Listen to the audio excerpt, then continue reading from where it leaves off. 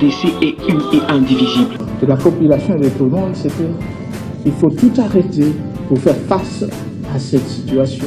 Et que nous ferons de cette terre richement bénie un réel havre de paix, de prospérité et de progrès social.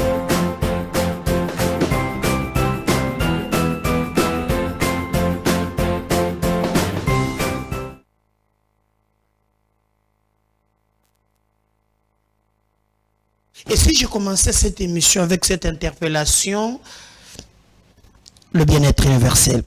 Définissons d'abord le bien-être universel. Quelqu'un l'a dit d'une manière courte que le bien-être universel, c'est vivre pour les autres. Messieurs et dames, bonjour. Bonsoir, ça dépend l'heure à laquelle Bokolandais. Monsieur soit na rediffusion. Je suis M. Médard Kankolongo. Je fais cette émission na Kinshasa, capitale de la République démocratique du Congo. Mboka ya Lumumba pona Congo et Baboma Lumumba ayolela. Donc Mboka ya Joseph Kasavubu. Na yo Rolando lo leli alobi Kasavubu azonga kaka. Yesu aki monsieur azongi saka lar na kesi ya leta. Sikone na zongi saka lar na kesi ya leta te question mag. Mboka ya Patrice Emery bayebi linu na ye.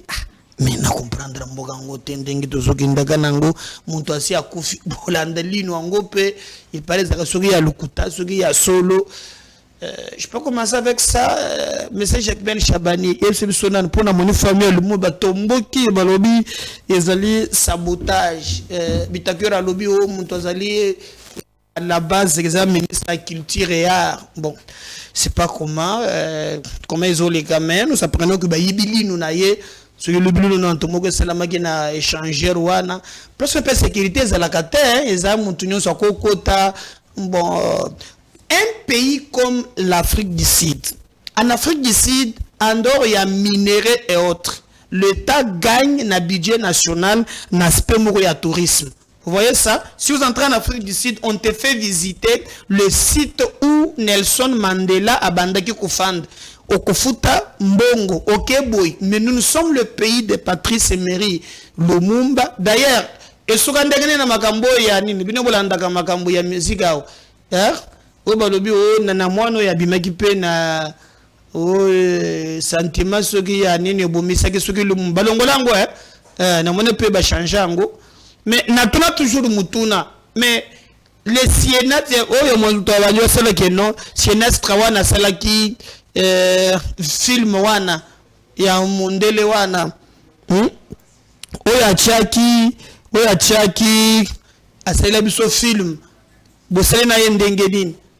Il faut que à côté de ce qui nous a la position que prente et n'andene ce que pendenge naie tu es baki ndenge ni lingue sale matin mais en tout cas nous pensons que le lingue makambozo kende iso senga interpellation ya biso pe ya moko na moko enfin que mboka na biso ekende li boso mais famille ya Lumumba Balbaza très en colère pour na likambo ba saboter et Patrice Emery Lumumba bayaki bakomi na place bakotaki linu na ye otaki na Belgique bato bakoti kuna na moni ba saboter linu sauté mais nous apprenons encore na elle mususu balobaki famille ya Lumumba balobaki to moni place on dirait sécurité ezate baya bango ba benda linu wana bakendaka nango vraie version ezawapi le gouvernement devrait fixer alors comme biso tozali munoko na bino miso na bino tolekela bonne information le ministre de l'Intérieur Jacques Ben Chabani a parlé sur cette histoire sur ça on va revenir juste après toye banini les kaki et quels sont suite makambo les kaki pour toye la suite on regarde ça on vient juste après merci. Et, avec les services, les différents services, mais aussi en compagnie de Madame la ministre de la Culture et Art, l'état des lieux de ces actes de vandalisme que le gouvernement de la République condamne. Et il était important pour nous de savoir exactement ce qui s'est passé et de nous rassurer que une enquête, une prise judiciaire est en cours. C'est ce qui est le cas. Nous pouvons informer l'opinion que à l'état de de l'enquête actuelle, 6 personnes sont en détention, 2 autres sont recherchées et seront très prochainement arrêtés. Nous nous sommes rassurés aussi de la sécurisation et de l'entretien du site. Nous avons pris des dispositions avec les différents services pour que cela soit fait. Et nous pouvons assurer l'opinion tant nationale qu'internationale qu'en ce qui concerne la relique, elle a été sécurisée et elle est protégée. Je crois que nous allons revenir pour te faire plus de détails na makambouana quand même sabino boyeba parce que mutubolande ali VPM na biso intérieur mais c'est Jacquemain Bani o yazali mena sengi payer s'il vous plaît ba toyo pesi ba policier za ko bula pour cette information ngweza que non bazor ce qui commanda pesi akateli bango monta versement so ko kisi versement pour bimananzela na ngote hein ça est créé un embouteillage hein davantage. Le problème n'est pas résolu. Si vous pouvez quand même nous aider à résoudre ces problèmes là ba mitro itindi bazuba ngango bakabasele hein ce moyen est impossible. Bazo nyoko la nango batu j'ai vécu ngai moko na funa ozo viré na marché Zikida wan cop na cop policier abomeme loko le moyibi na civil aya sauté quoi na ye. Mais pourquoi toko zala vraiment ba bizaleli ya mabe là où on cherche la police bazate n'importe ne peut comprendre te bande ko nanga e moko boye talende ba politique za mobiliser pour la constitution senga pe bango na makambo mu basa mobiliser ba koyate quand il s'agit de survie na bango ba oba tikala ba oba kota bitumba oya kabushika na mai on sait que les gens sont là pas pour les noms. C'est grave. C'est grave. Tola tola moko bo Denis Kadima moko. Denis Kadima moko ya seni. Ngaza na kanda na ye na une vérité.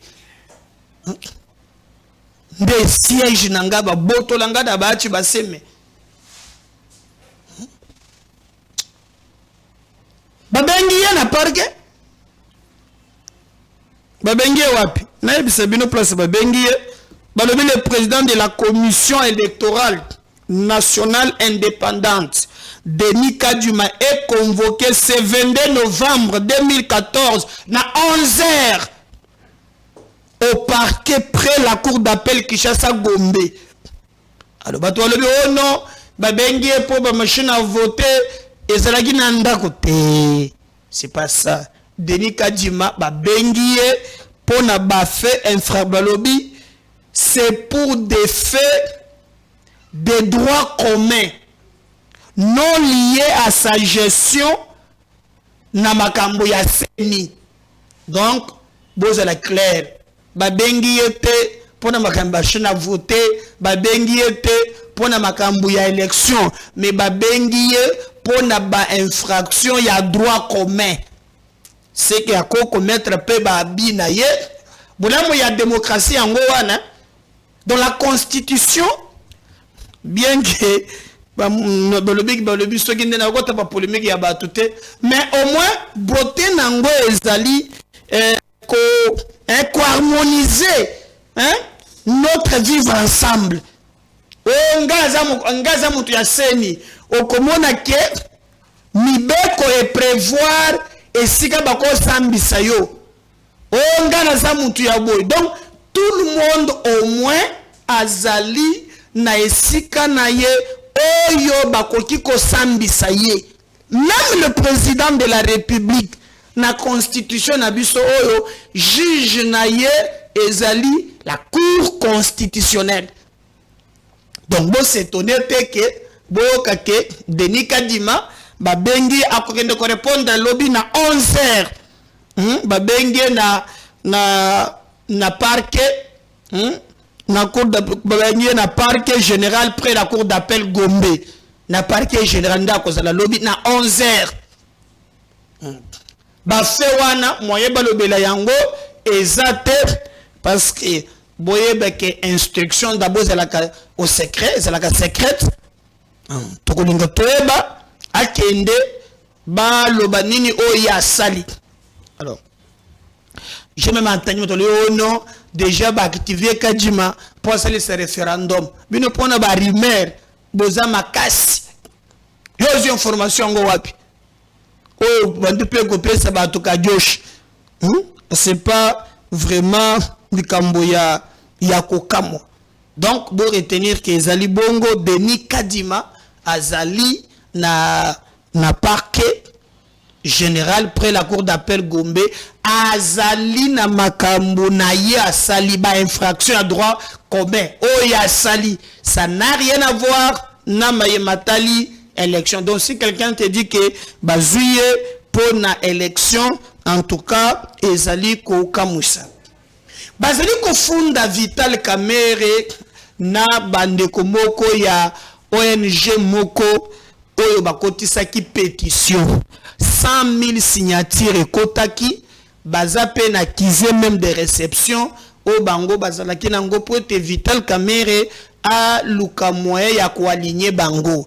Vous savez très bien que na oyo etali maye ya ko toucher constitution, je vous avais expliqué ezali nabite ni misat yango ezali défini par l'article 218 qui parle de la révision constitutionnelle. Alors biso ki bolingi bo simba constitution sengeli boyeba ke président de la République akoki kozwa ndingisa na yango. J'ai suivi d'ailleurs une émission Oyo Bayambaki de Komoko, Emmanuel, un ami que je salue. Noyokaki alobaki o non Kabila tikali ko touché na article intangible, donc l'article 220. Non, pour ceux qui nous suivent, il a déjà touché. Alors d'ailleurs, même comme l'article 220, comme l'article verrouillé, non, Kabila l'a déverrouillé en 2011.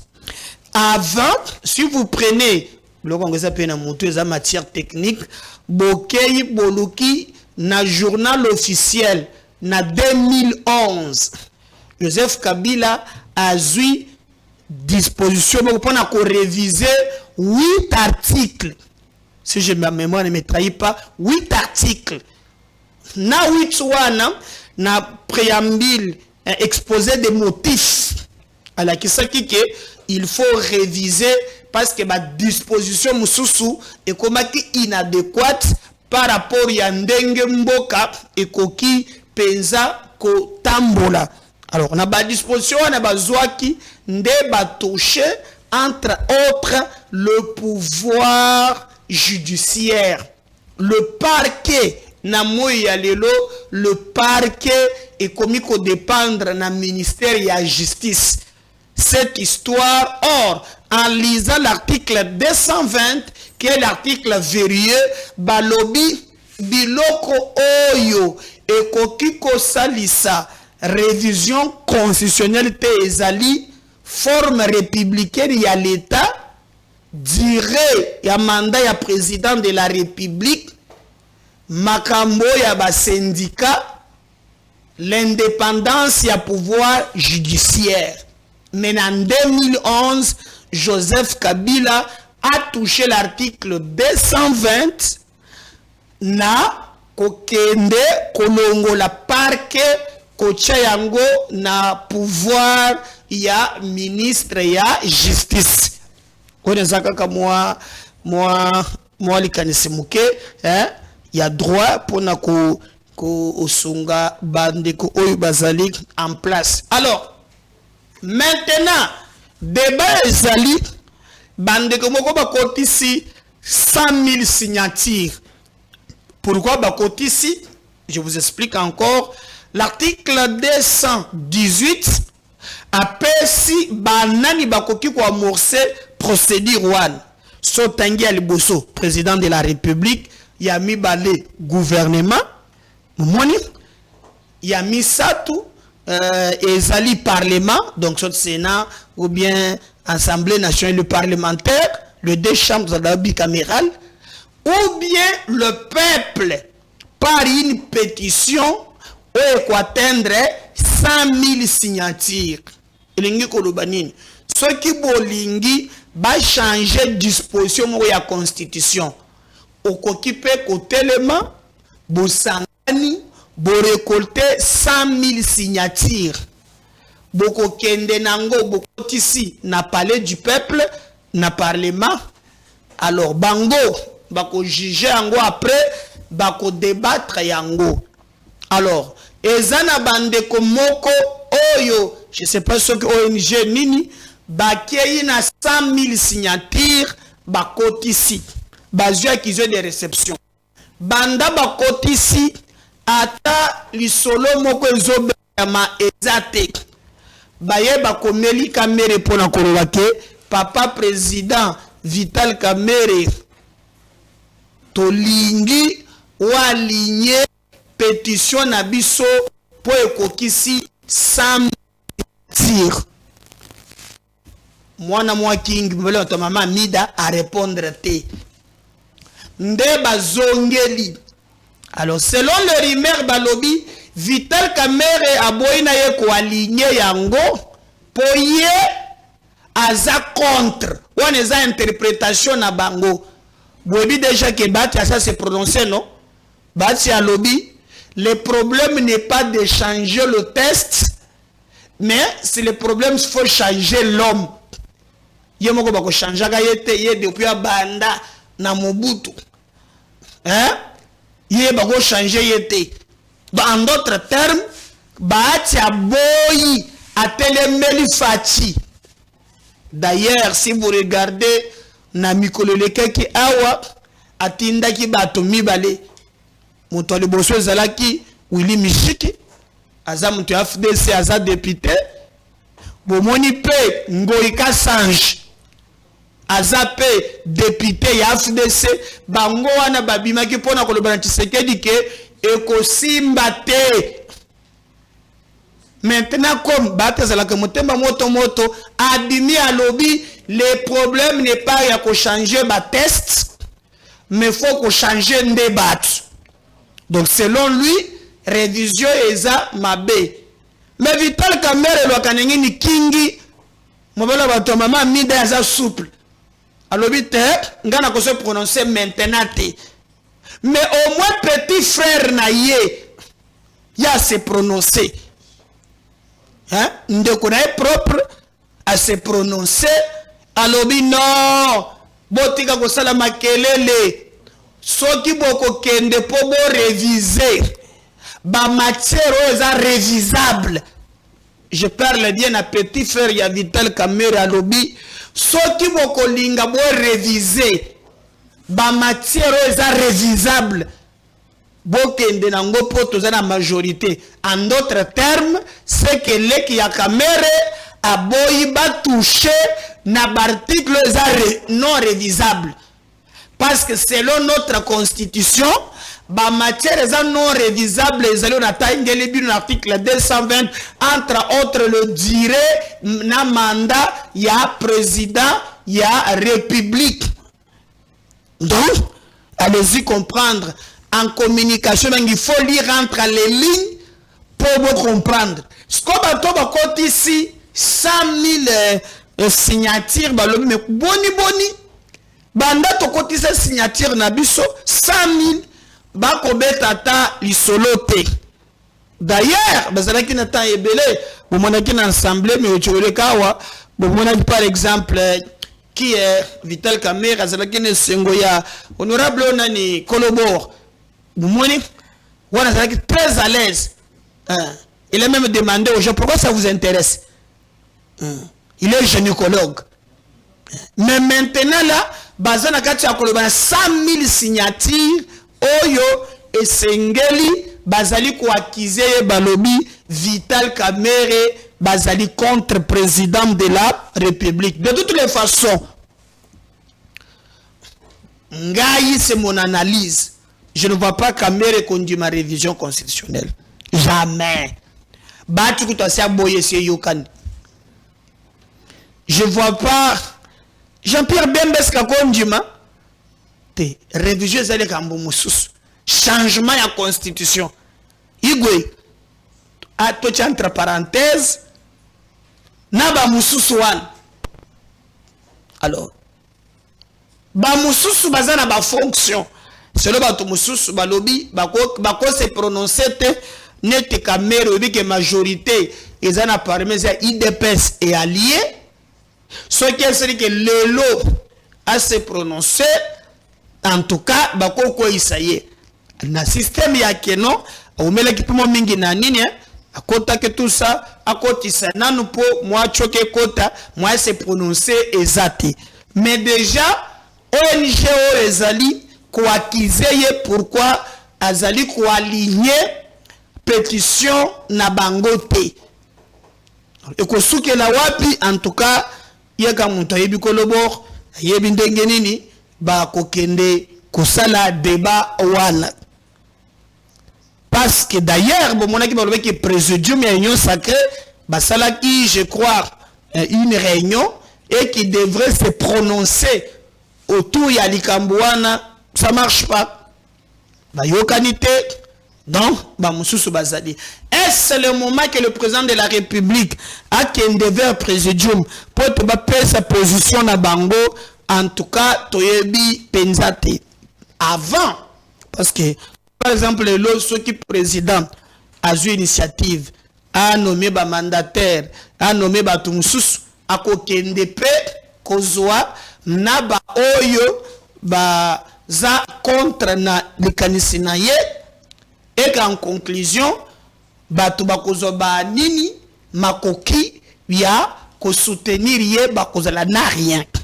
D'où il faut d'abord temporiser kolandela nanu maintenant koyeba qui est qui parce que ba bloc et bandi déjà ko salema bloc tel bloc ya boy donc batu na lolenge na bango ya komona makambo. Mais nous devons vraiment être très vigilants. Kota la lolenge makambo et kotambola sur terrain parce que pour nous le plus important ezali à kolande la makambo ko pesa bino information. Attendons voir peut-être et que vous allez na bureau d'études parce que lorsque vous allez déposer pétition à bino ensemble pe ezoakatan ya ko étudier kolande la réalité soki likambwango et tamboli na ndenge ya solo to na ndenge ya nyamu mais attendons voir toyeba côté likambo ekoleka jusqu'à présent Jean-Pierre Bemba a tiré le kobeta du solo nangote monto a se prononcer kaka baati alobi ba château changer test te faut changer débat ya mibala se prononcer te ezali Vital Kamerhe Lwakaningini King na présidium c'est un beau chose se prononcer kodiampoanga ya lobito changer to tomba même yango kutu ye azana ye na besoin ko tout amwana ta yango lobi eza mabe makasi mboso quand même ya se prononcer pour mais le reste na bato bazali ko sala présidium ya union sacrée ba mususu bazali ko se prononcer ata muke ete débat la muki ba musu balobi Shadari à répondre à lobby constitution oyo eza ya ba belligérante eza ya ba congolais namoni batu bala musi vidéo ya Evariste Boshab TV za radio te d'abord. Si je parle le même langage, tokoyoka ce que Boshab avait dit. Ce qu'on a na kozonga na c'est une vérité. Il y a vidéo one. Sagana na bilili. Uli mutikela Zambé. On suit ça. C'est ainsi que les coups de feu mettront fin à cette transition et on croit qu'enfin nous avons eu le remède. Non. Les coups de feu vont devoir se généraliser à travers la République, tant et si bien qu'on connaît l'assassinat d'un chef de l'État dans l'exercice de ses fonctions, la paix n'est pas revenue, on se retrouve à Sun City. Qui vont à Sun City? Les belligérants. Élus par qui? Chacun crée son parti, il se donne lui-même le titre de légitimité, il y va. C'est eux qui se mettent d'accord sur la gestion du pays, élaborent la constitution, où on dit, c'est cette constitution du 5 avril 2003, on dit que l'Assemblée peut contrôler, mais ne peut pas faire tomber un ministre. Mais à quoi sert le contrôle? C'est un contrôle pour rire. Et donc, les belligérants se protègent mutuellement. Cette constitution de 2003 dit qu'il faut élaborer la constitution définitive. Tenez compte que les députés et sénateurs qui vont élaborer cette constitution de 2006 ont eu le mandat de qui? Ils avaient été élus par qui? Ils ont été désignés par les composantes et entités. Et donc, c'est toujours le peuple qui est mis à l'écart. Ou alors ceux qui prétendent être le mandataire du peuple n'ont eu aucun mandat parce qu'ils n'ont pas été élus. On se met d'accord sur la légitimité. Cette constitution que j'appelle une paix des braves entre belligérants, c'est elle qui nous régit aujourd'hui. On se rend compte qu'elle a plusieurs limites, sinon qu'elle a atteint ses limites. L'aspiration du peuple congolais à devenir un État émergent ne pourra pas être rencontrée compte tenu, comment dirais-je, de certains privilèges que se sont accordés les belligérants qui ont élaboré la Constitution. Venons-en à cette Constitution. Lorsqu'elle est soumise au référendum, j'aimerais ici vous dire que mon ami Jean-Claude Vwemba était parmi les gens qui ont battu campagne contre cette révision, contre l'adoption de cette Constitution. Et je le cite parce qu'il est présent.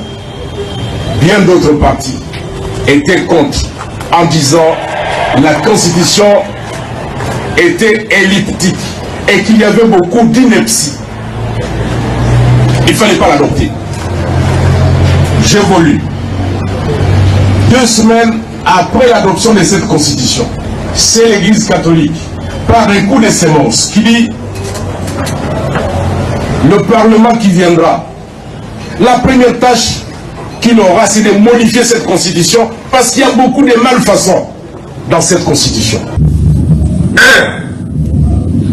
Contrairement aux affirmations mensongères de M. Tshisekedi, prétendant que la Constitution du 18 février 2006 serait l'œuvre des étrangers, eh bien, celle-ci est issue du travail des Congolais, réunis à Sinissi, dans la ville de Kisangani.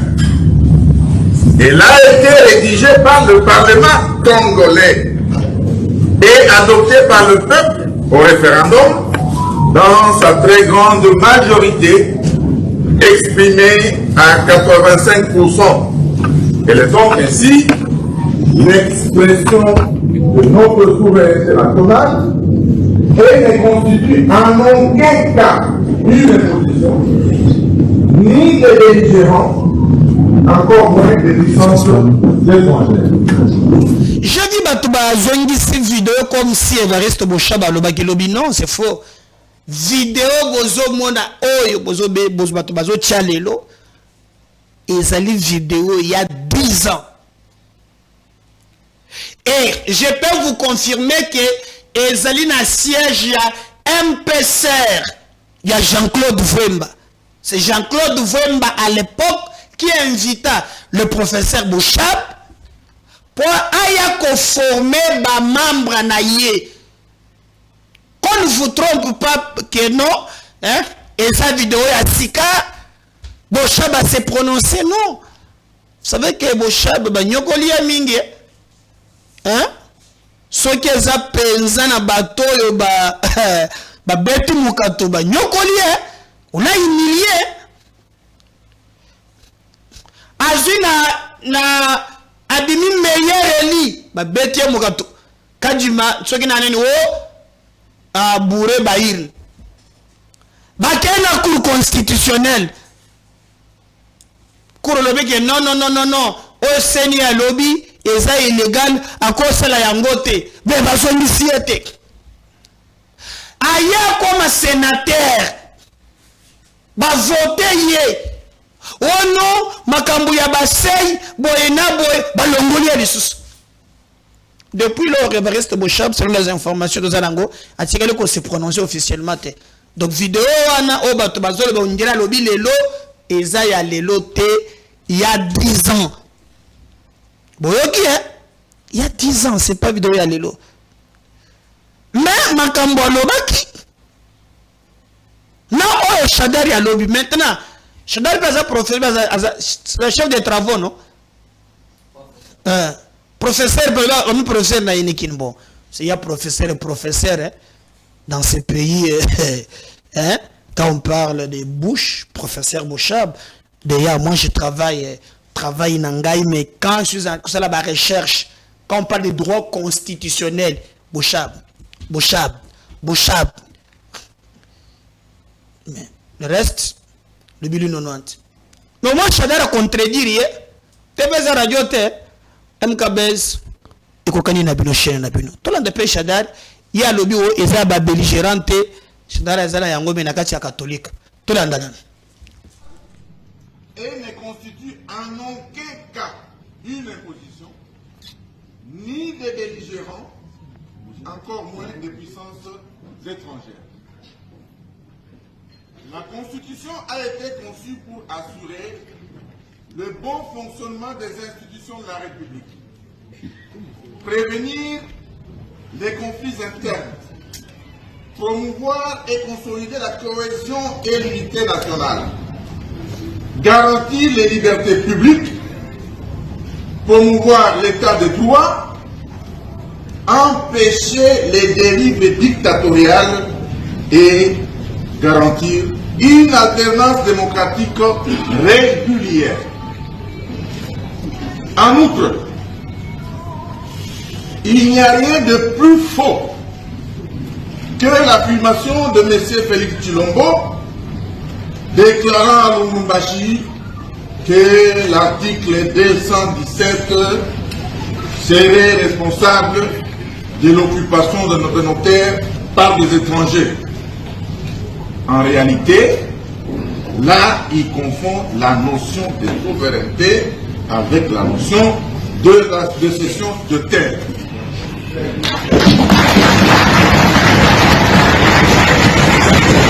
Aujourd'hui, de rappeler que dans notre pays, selon l'article 214, alinéa 2 de la Constitution, aucun millimètre, je dis bien aucun millimètre du territoire national ne peut être cédé à quiconque sans l'accord préalable du peuple congolais consulté par référendum. Disposition de la Constitution du 18 février 2006 n'empêche M. Tshisekedi Tshilombo d'améliorer les conditions sociales du peuple congolais.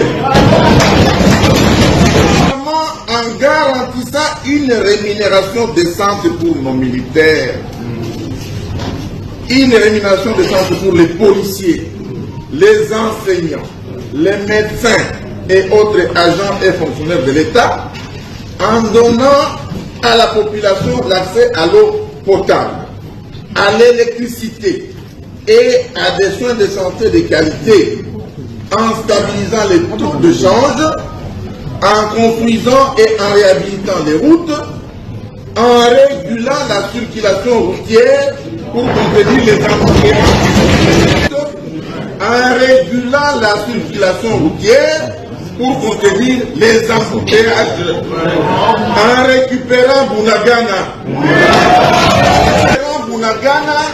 et la centaine d'autres localités occupées par le M23, en mettant fin à la guerre à l'Est, ainsi qu'à l'insécurité généralisée dans le pays. Nous sommes tous témoins de ce que la souffrance du peuple congolais a atteint des niveaux tragiques et insupportables. La corruption et les détournements des deniers publics sont devenus des pratiques institutionnalisées.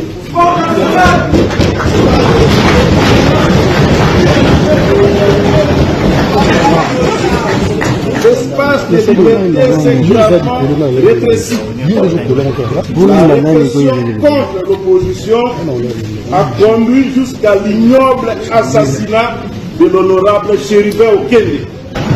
Les droits humains, le tribalisme, le népotisme, les arrestations arbitraires et détentions illégales des opposants, notamment à l'heure actuelle, Seth Kikouni, Jean-Marc Kaboun, Mike Mukebay et bien d'autres. Les arrestations arbitraires et détentions illégales également de journalistes et de défenseurs des droits humains sont désormais des faits quotidiens dans ce pays. Le changement de la constitution voulu par M. Tshisekedi Tshilombo intervient dans un contexte de crise profonde. La RDC, notre pays, est confrontée sur son intégrité territoriale à une grave menace alimentée par l'ingérence directe du Rwanda et de l'Ouganda et la résurgence du M23. À cela s'ajoutent les violences des ADF à Beni et Irumu, de Kodeko et Zaïre, qui sont des groupes armés en Ituri, la présence de troupes burundaises au sud Kivu, les massacres perpétrés par les Mokondo dans les territoires de Kwamut, de Bagata, de Kenge. Voilà, j'espère que wana bolandi oyo Bochaba Alobi na oyo Emmanuel Ramazani Shadari Alobi mais na kati ya église catholique. Je vais vous rafraîchir la mémoire, c'est que Joseph Kabila à l'époque n'a pas la constitution surtout de cette église catholique. Bisso, archive Nabino, on suit ça. C'est que je suis peut-être le seul à avoir battu campagne pour l'adoption de cette constitution. Le seul à travers le pays. Les autres avaient carrément rejeté la constitution. Ils étaient restés sur place ici à Kinshasa.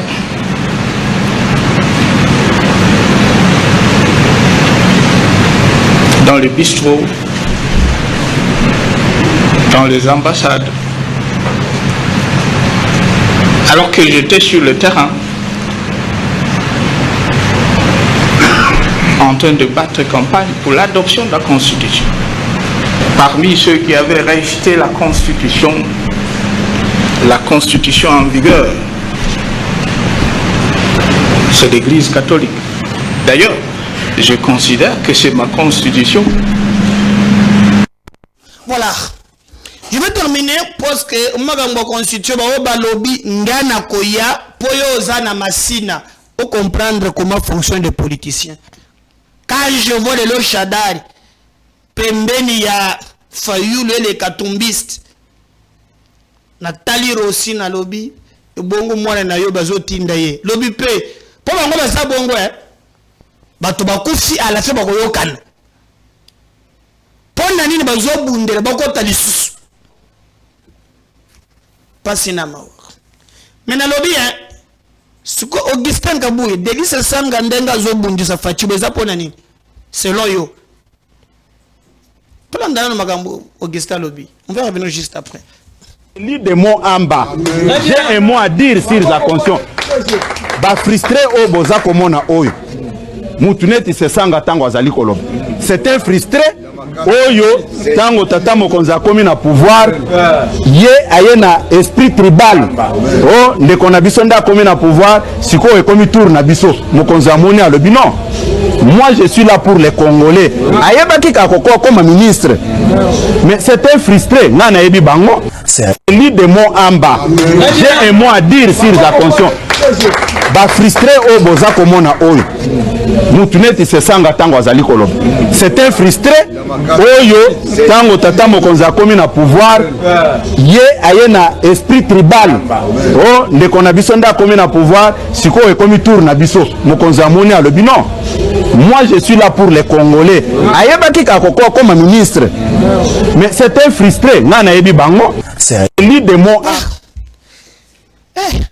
mina choka nde batu ya nini balobaka donc bino moko boyoki débat ba politicien mais les sona Teresa boy na nyonso tokosala totalaka pe lobi bomoni ba politicien ensemble lobi okomanda bazomonisa na Félix soki abengi bango bakoyokana bino bosubo swani bobebani ba politicien congolais tirons le diable par la queue. On se voit numéro mususu. Restez branchés MKB Vision. Bye.